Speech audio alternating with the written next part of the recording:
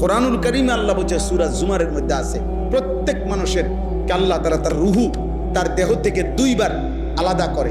একবার চূড়ান্তভাবে মালাকুল মউত আজরাইল দিয়া, আর দ্বিতীয় খোদার কসম আল্লাহ বলছে প্রত্যেকবার বান্দা যখন ঘুমায় আল্লাহ তার রুহুটা তার দেহ থেকে আলাদা করে নেয়।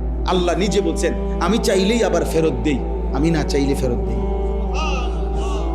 আল্লাহু ইয়াতাওয়াফাল আনফুসা হিনা মাউতিহা ওয়াল্লাতী লাম তামুত ফী মানামিহা ফায়ুমসিকুল্লাতী কাদা আলাইহাল মাউত ওয়া ইউরসিলুল উখরা ইলা আজালিন মুসাম্মা।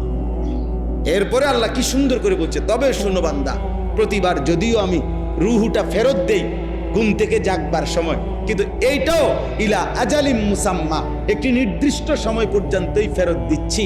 এই ফেরত দিলেও তুমি ধোঁকা খাইও না যে কোনোদিন আটকাবো না, না সত্যি সত্যি একদিন রুহুটা একবার নেব আজরাইল দিয়া, আর কোনোদিন